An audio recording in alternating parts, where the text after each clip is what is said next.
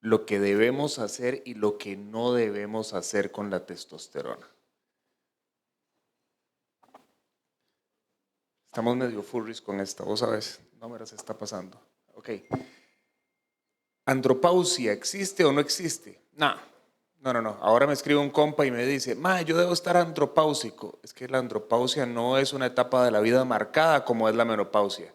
Tenemos un síndrome de deficiencia androgénica que se puede llamar un hipogonadismo de inicio tardío o síndrome de deficiencia de andrógenos en el adulto mayor, pero no debemos usar el término andropausia. No existe, no está bien empleado. Devolvete, porfa.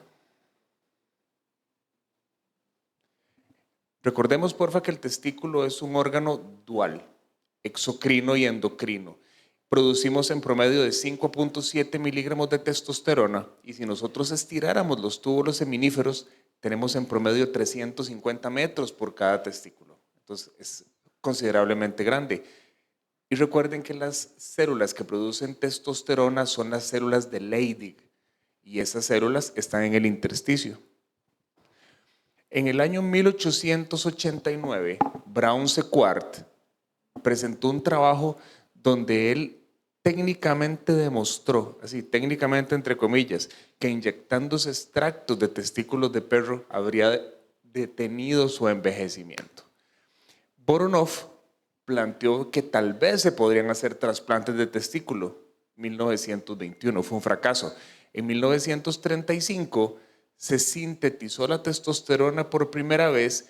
En 1939 alguien puso de moda el término menopausia masculina, que por dicha no duró.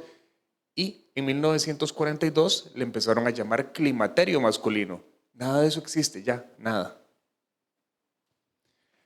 La dihidrotestosterona se une al receptor androgénico y ejerce la acción específica en el ARN. Entonces, a nivel embrionario nos da la diferenciación sexual, la virilización en la pubertad y después, en el adulto, la manutención de la voz, el vello corporal, la masa muscular, la masa ósea, la densidad grasa, los efectos anabólicos. Y el hipogonadismo es la secreción insuficiente de testosterona. Y este hipogonadismo puede ser primario o puede ser secundario. El hipogonadismo primario es una falla intrínseca testicular. Son esos testículos que lastimosamente, aunque tengamos LH, no tenemos una suficiente producción de testosterona. ¿Cómo se ve eso en el feto? Como un estado intersexual. En la pubertad, los eunucos, el síndrome de Kallmann, y en el hombre adulto, que es lo más frecuente y es en lo que vamos a centrar la charla, es el síndrome de deficiencia androgénica. ¿Qué nos pasa cuando nos quedamos sin testosterona cuando vamos envejeciendo? A manera de recordatorio, en el hipotálamo tenemos la hormona liberadora de hormona luteinizante, LHRH o GnRH. Estimula la hipófisis para que produzca la LH y la LH a su vez va a las células de Leydig para la testosterona y la testosterona va a los receptores del andrógeno donde produce su efecto. Cuando tenemos un paciente con cáncer de próstata metastásico, justo hacemos todo lo contrario y hacemos una castración para evitar el estímulo androgénico en el paciente con cáncer de próstata metastásico. ¿Qué les quiero decir con esto? Que en la buena y sana teoría, la testosterona es mi aliada incondicional hasta que tengo un cáncer de próstata metastásico. Por eso hay que explicarle eso muy bien a los pacientes. Entonces, este es el característico hipogonadismo relacionado con la edad. Es un hombre que está un poquillo lento de pensamiento, está gordillo, está flojo, poca masa muscular, lento, deseo sexual, nada. Ese es el paciente hipogonádico. Revisemos, porfa, las características corporales, la distribución de la grasa, la virilización, el tamaño del pene, el contenido del escroto y la medición de testosterona. Eso es un tema súper delicado, porque si hay algo en lo que los laboratorios fallan, es en la medición de testosterona. Y usualmente, entre más chiquitillo es el laboratorio, y perdón, suena feo, pero más malo es el reporte. Entonces nosotros, por lo menos en San José, buscamos laboratorio grande. Lavín, Echandi, San José, donde uno conoce el estándar de calibración. El examen de tamizaje es la testosterona total. Normalmente no pedimos total y libre. Y normalmente no pedimos la globulina fijadora de andrógenos. Pedimos una testosterona total.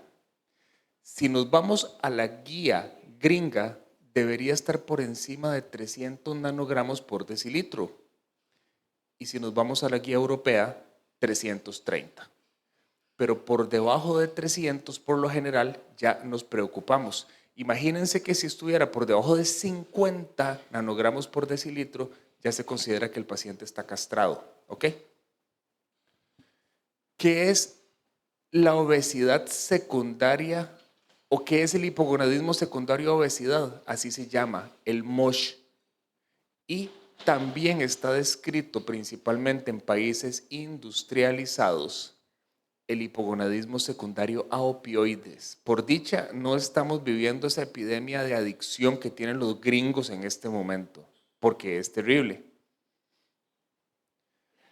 La apnea obstructiva del sueño también puede ser causa de hipogonadismo, de disfunción eréctil y altera la función del eje con más frecuencia de lo que pensamos. Vean que si ustedes tratan al paciente esta apnea del sueño, le ponen el CPAP o el aparatillo ese, le mejoran la apnea, mejoran los niveles de testosterona. Entonces, qué importante que es el descenso de peso. ¿Cuáles son las opciones de tratamiento? Ahorita vamos a ver las indicaciones de tratamiento, pero primero vamos a ver las opciones. Las testosteronas orales en el país no hay ninguna.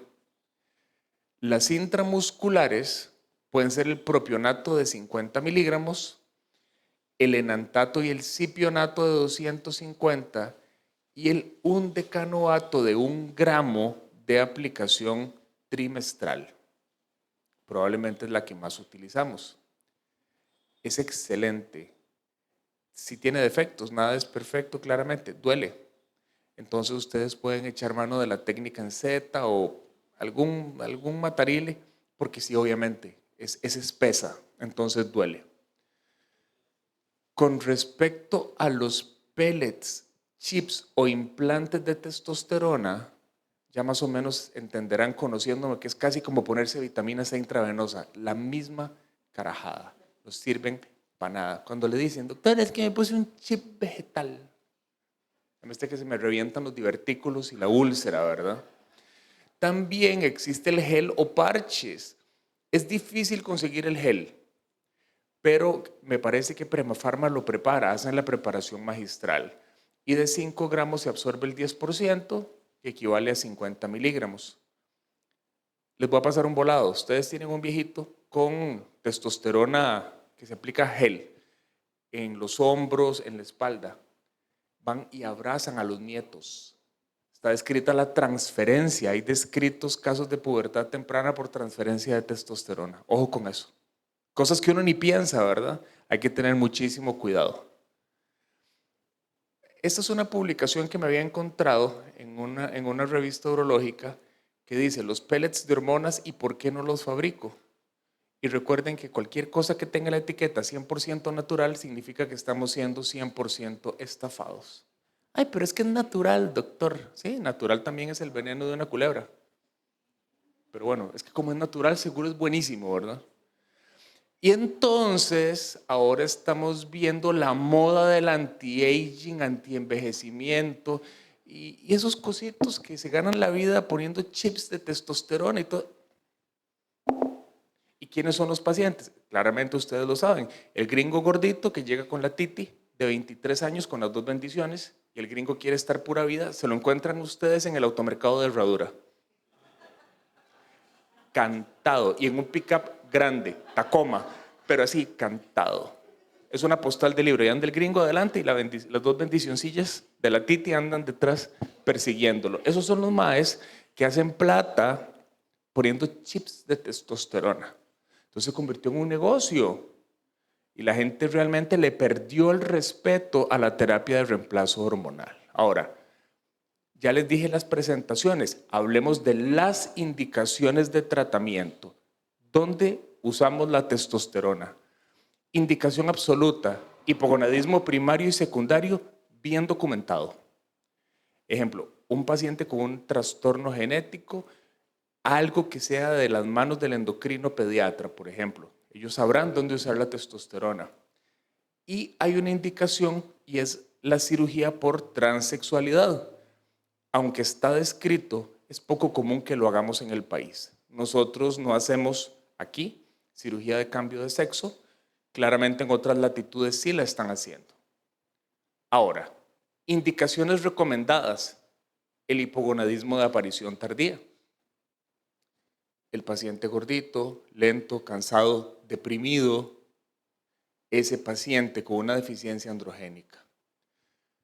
No hay no hay evidencia suficiente en anemia plásica, en anemia de la enfermedad crónica, ni tampoco en neonatos, en el caso del micropene.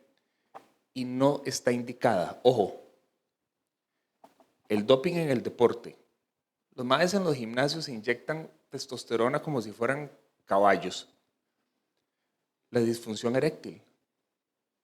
Entonces tienen pacientes, por ejemplo, con testosteronas normales, llegan por problemas de erección que lo que necesitan es un sildenafil o un tadalafilo y se chusean 1 gramo de testosterona creyendo que es para la disfunción eréctil. Y ojo, la testosterona no es un tratamiento para la fertilidad. En el momento que ustedes colocaron la primera testosterona, el espermograma va a caer a 0. 0. Entonces uno pensaría que más bien poniendo testosterona voy a subir el espermograma. Todo lo contrario.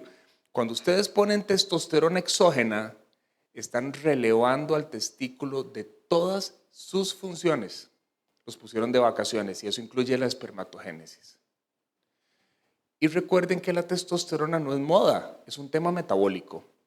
Entonces tenemos que explicarle al paciente que sí, en efecto, podría tener una disminución del deseo sexual, pero poniéndole la testosterona le voy a ayudar con su masa muscular, le voy a bajar la masa grasa, le voy a subir su densidad ósea, le voy a mejorar el desempeño cognitivo y por supuesto la vida sexual. Y la testosterona es segura si la usan adecuadamente en el escenario correcto.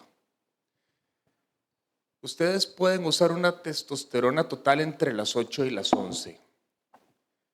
Nosotros nos hemos sentado a hablar con urólogos andrólogos, especialmente los chilenos que publican mucho, y ellos miden la testosterona después del desayuno.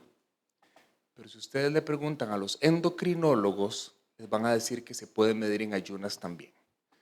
Puede que noten una ligera discrepancia y probablemente los niveles van a estar un poco mejor si lo miden después del desayuno. Si ustedes tienen testosteronas por debajo de 300, pidan la testosterona libre, LH, FSH y prolactina. Y niveles de testosterona menores de 12 nanomoles por litro en pacientes jóvenes hacen diagnóstico de hipogonadismo primario, siempre y cuando la FSH y LH estén elevadas. Si la LH está elevada, significa que le está mandando el mensaje al testículo y el testículo no quiere responder. Una testosterona total por debajo de 200, no hay discusión, tienen que darle tratamiento, punto.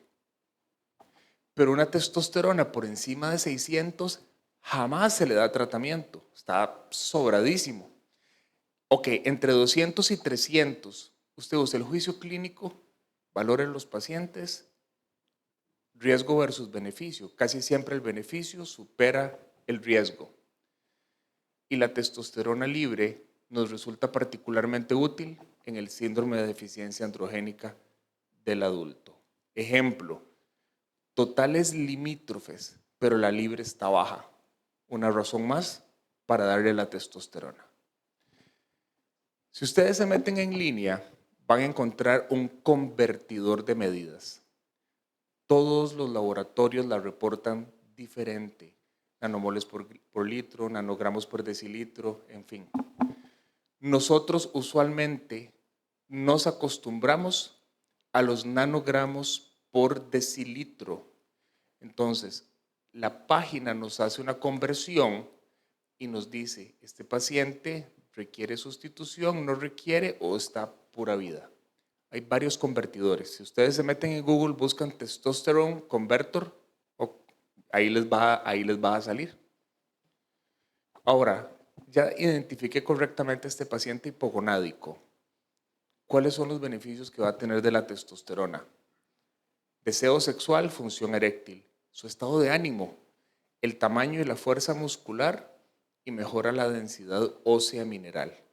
Quiere decir que cuando la testosterona está bien indicada, ustedes le van a devolver la calidad de vida a este paciente. Todo esto que ustedes ven aquí son los componentes del síndrome metabólico.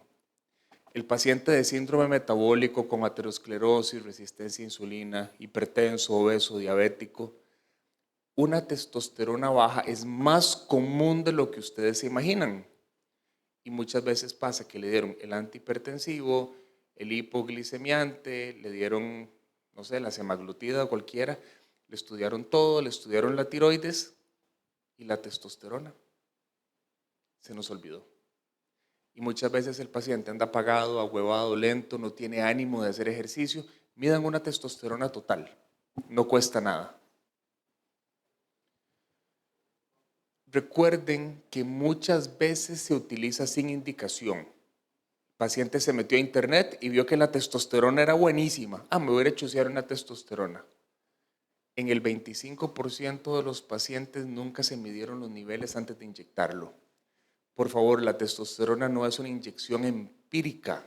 Debe haber un valor de laboratorio previo para justificar la prescripción. Y vean que hasta un tercio de los pacientes no tienen criterio para estar medicados. Y aún así, se medican. Con respecto al tamizaje de testosterona total, hay estudios de 350, otros 330, la guía europea, y otros 300, la guía americana. Y aunque la presentación, cuando la hice, que fue el año pasado, recomendaba medir después del desayuno, este año lo revisé con un par de endocrinólogos y los dos me dieron el punto de vista que se puede hacer en ayunas. Más que eso, se necesita un laboratorio que la haga bien, dilución por diálisis. Sospeche de deficiencia de testosterona en el paciente con anemia, osteoporosis, diabético, que está recibiendo quimio, que se está irradiando o el VIH. Son enfermedades debilitantes. ¿Y cuál es el objetivo del tratamiento? Tenerlo ojalá entre 450 y 600 nanogramos por decilitro y que ustedes vean realmente la mejoría de los síntomas. ¿Cómo verificamos que está funcionando? Vamos a ver qué dicen los estudios epidemiológicos y también les voy a contar qué pasa en el paciente de cáncer de próstata que tenemos que castrarlo, porque tristemente la parte metabólica se ve muy golpeada. Este es el paciente característico del síndrome de deficiencia androgénica. Ese es. Vean que hay un montón de estudios, pero este muestra una relación entre la edad y el declinar de los niveles de testosterona. Ustedes ven que es una gráfica que va lentamente hacia abajo, no es un descenso súbito. Por eso es que no existe la andropausia. Es importantísimo que no usemos ese término. El hipogonadismo se asocia a arteriosclerosis. Es parte fundamental del síndrome metabólico y eso está descrito desde hace casi 20 años. Además, los niveles bajos de testosterona se asocian a un estatus proinflamatorio. A eso le llaman los entendidos síndrome metabólico, ¿verdad? ¿El tratamiento de reemplazo hormonal me reduce el riesgo cardiovascular? La respuesta es que sí. Porque vean que en una deficiencia de testosterona aumenta la masa grasa, el índice cintura-cadera, la glucosa, los niveles de insulina, lípidos, apolipoproteína B, fibrinógeno, entre otros. Y tristemente disminuye el colesterol HDL. O sea que realmente el impacto metabólico es marcado. Cosas que podrían mejorar a mi paciente. Nunca se cansen de insistir en hábitos y en estilo de vida. La Academia Americana de Urología sugiere hace un par de años las estatinas y la aspirina, pero por favor corríjanme ustedes, ya el enamoramiento de la aspirina va pasando, ¿verdad? Ya no es lo que era, más bien ahora esta recomendación ya no se las debo dar, pero la estatina sí. Y la Academia Americana de Urología sí reconoce la deficiencia de testosterona como un factor importante de riesgo cardiovascular. Si usted tiene el paciente, inicie el tratamiento. Ojo, si usted coloca testosterona, no hay asociación directa con tromboembolismo. Son casos excepcionales, pero sí está descrito que el paciente va a tener eritrocitosis. Van a subir los niveles de hemoglobina. ¿Con cuál paciente tienen que tener cuidado? Un paciente con policitemia. ¿Qué pasa cuando me voy al otro extremo? Castré al paciente porque tiene un cáncer de próstata. La masa muscular baja, la masa grasa se dispara y el porcentaje de grasa corporal también. Y suben todos los niveles de lípidos, el total, el LDL y los triglicéridos, y el HDL se nos viene abajo. Vean los valores de PCR ultrasensible, se disparan en el hipogonadismo. Por eso es que cuando yo le quito los testículos a mi paciente porque tiene un cáncer metastásico, no se me va a morir del cáncer inmediatamente, pero se me puede morir de la cardiopatía. Entonces, por eso tenemos que mandarlo a medicina interna, a cardio y tener tanto cuidado. No es lo mismo pesar 94 kilos con esta masa muscular que pesar los mismos 94 kilos con esa panza. La diapositiva creo que se explica por sí sola. El índice cintura-cadera, ¿verdad? Cuando se empieza la terapia de reemplazo hormonal, vean cómo mejora la circunferencia de la cintura. Mejora el índice internacional de función eréctil. La resistencia a la insulina mejora, los niveles de insulina mejoran, disminuye la hemoglobina glicada, disminuyen los triglicéridos, mejora el HDL. Claro, vean que aquí hay una variable muy frecuente y es dieta y ejercicio. El paciente se pone la inyección, sigue hartando igual, no hace ejercicio. Nada. Hay que insistir en hábitos y estilo de vida, si no, la cosa no va a mejorar. ¿Qué dicen ahora sí las guías internacionales del uso correcto de la testosterona? En algún momento hubo mucha polémica por aumento del riesgo cardiovascular. Sin embargo, la guía americana recomienda el uso de testosterona si se hace de manera segura. Y más bien las publicaciones hablan en favor de beneficio cardiovascular y no de riesgo. La Academia Americana de Urología no recomienda la testosterona para los físico-culturistas que van a ganar un concurso o bien pacientes con disminución del deseo que no tienen hipogonadismo. En español sencillo, si yo ando mi testosterona bien, aunque me ponga una ampollita de testal, no me van a dar más ganas de tener relaciones. ¿Por qué estamos viendo esto? Porque tenemos internet, publicidad, el anti-aging y todo este montón de tonteras, pero la Academia Americana nos pide evaluar clínicamente al paciente, estudiarlo y ver si realmente necesita el tratamiento. Y ojo con esto, muchos síntomas no son específicos y pueden ser multifactoriales. ¿Cómo está la diabetes? ¿Cómo está la tiroides? La presión, los lípidos. Por eso tiene que ser un abordaje integral.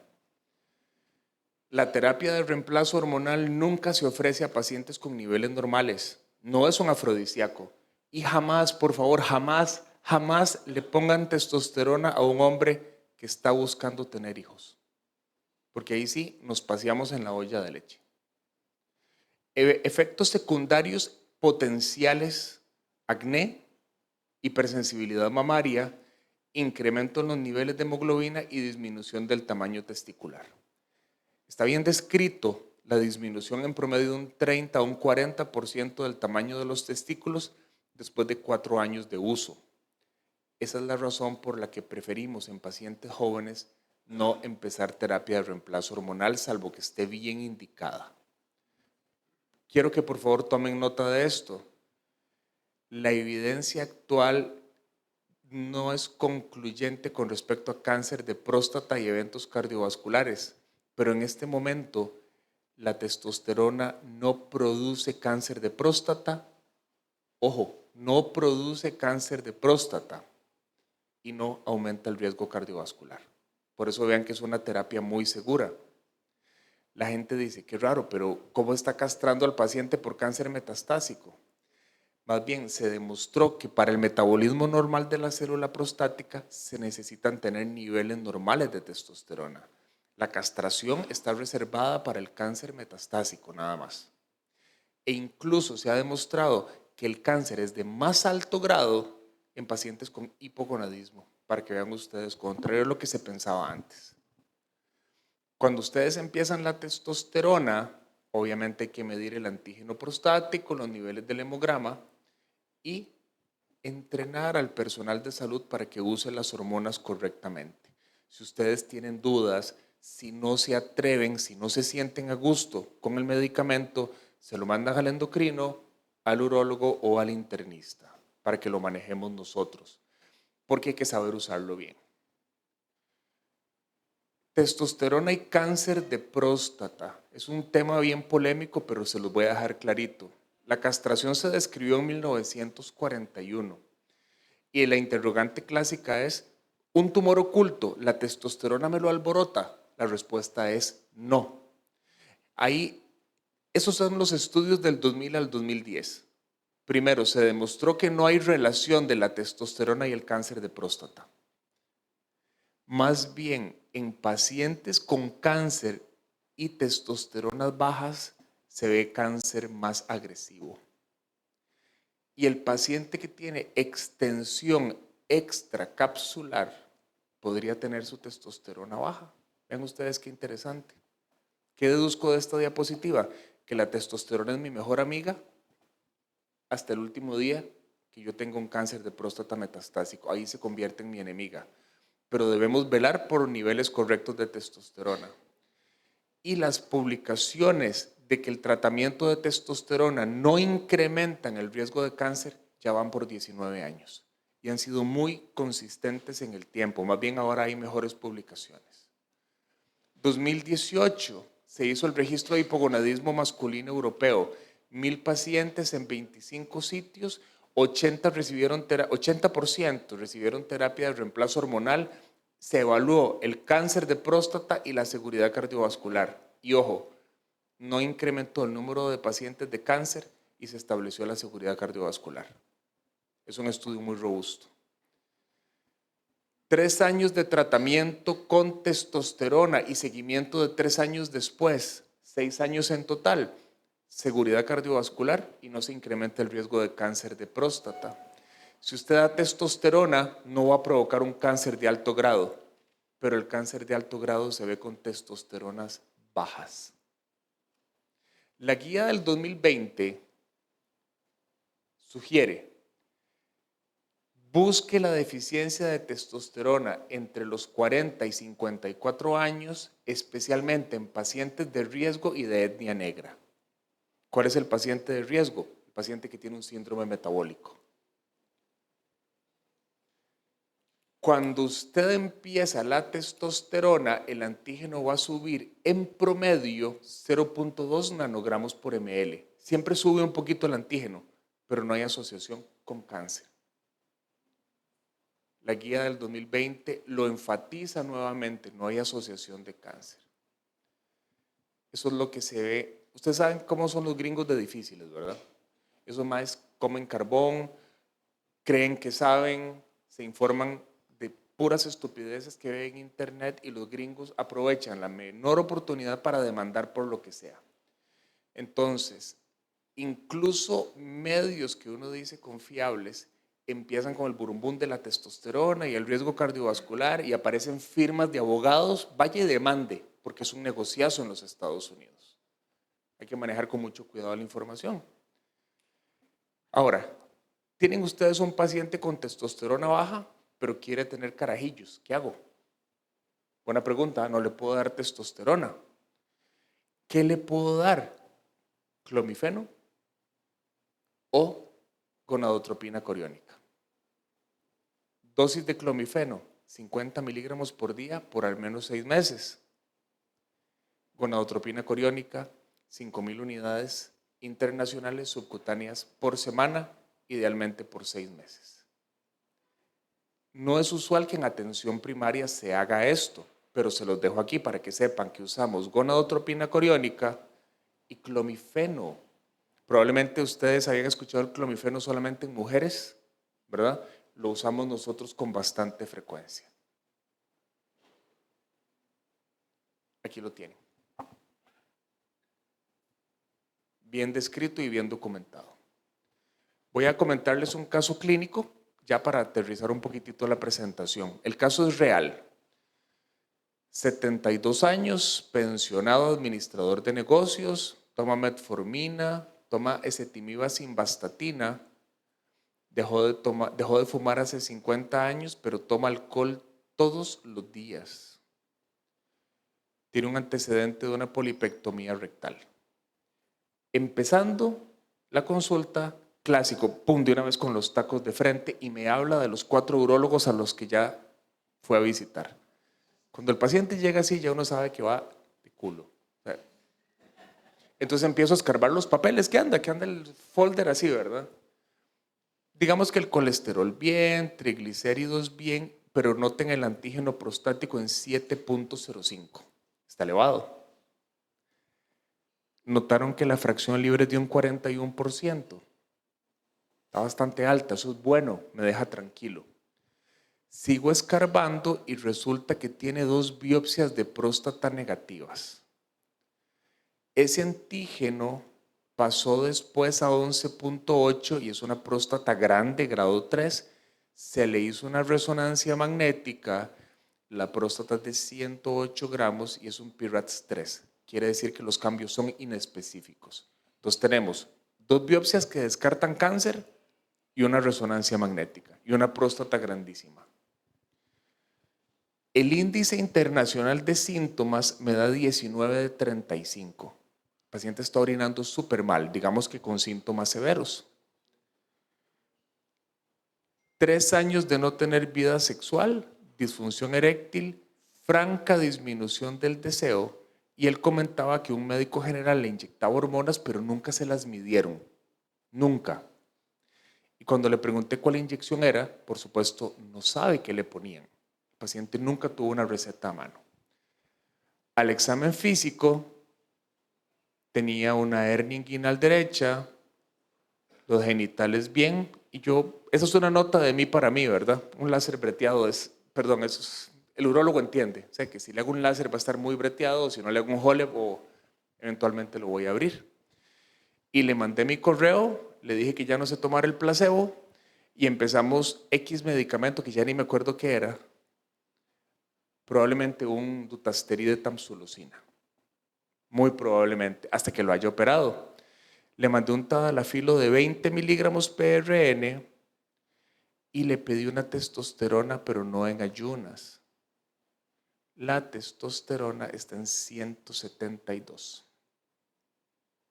Tiene todos los signos, los síntomas, el síndrome metabólico, la panza, 3 años sin vida sexual y una franca disminución del deseo. No necesité pedirle testosterona libre, de una vez le empecé la terapia de reemplazo hormonal. ¿Por qué puse el caso? ¿Vieron que tiene de todo? Tiene la deficiencia de testosterona, tiene una próstata grandísima, tiene biopsias negativas, tiene resonancia. Este paciente con 108 gramos y esos síntomas necesita resolución quirúrgica. Adivinen qué pasó. No volvió. Ese es el final feliz de la historia. No volvió. Ese es el paciente. Y ustedes saben que es así, que ojalá no vuelva. Por lo yuyos y por lo que joden. Son difíciles. Y ya llevan 4 urólogos. No va a estar a gusto con nadie. El próximo profesional que debe visitar es un psiquiatra. Tema 6 y final, para que nos dé chance del café. Este me lo robé del Congreso Americano de Urología de hace unos años. Físico-culturista. El compa llegó como invitado a la plenaria de la UA. Estos maes se llegaban a poner en promedio durante competencia de 2 a 3 gramos de testosterona por semana.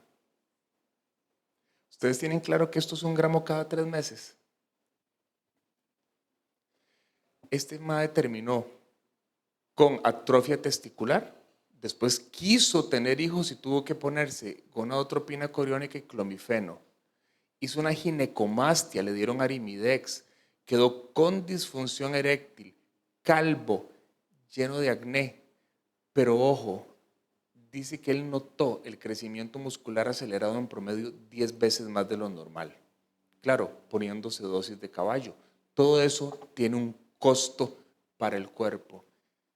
Ojo, ¿cómo ganarse 60 libras de músculo en 4 meses? Y el mae puso la receta de tía Florita. Ojo, trembolona, nandrolona, enantato de testosterona, arimidex, dianabol, hormona de crecimiento, $500 por mes. Pero el dealer, que es como el compa que se las consigue, como el que le lleva las drogas, y el profesional se zampa 1 gramo por semana. Qué brutos. De veras que la ignorancia es atrevida, ¿verdad? Y eso es un testimonio. Y el testimonio el madre lo puso y él fue y dio la cara y dijo, justamente es lo que vengo a enseñarles, que por qué no hay que hacerlo. Entonces, si ustedes tienen un paciente que viene al gimnasio y lo ven hecho un monstruo, tengan la malicia y una vez le preguntan, ¿qué te estás chuseando? No. Hay alguna carajadilla que da el instructor. Todos andan bien chuseados. Y después llegan con espermogramas en 0 y no saben por qué. ¿Está bien? Esa es la primera de mis 2 charlas. Tenemos una pausa y me imagino que hay algún espacio para preguntas si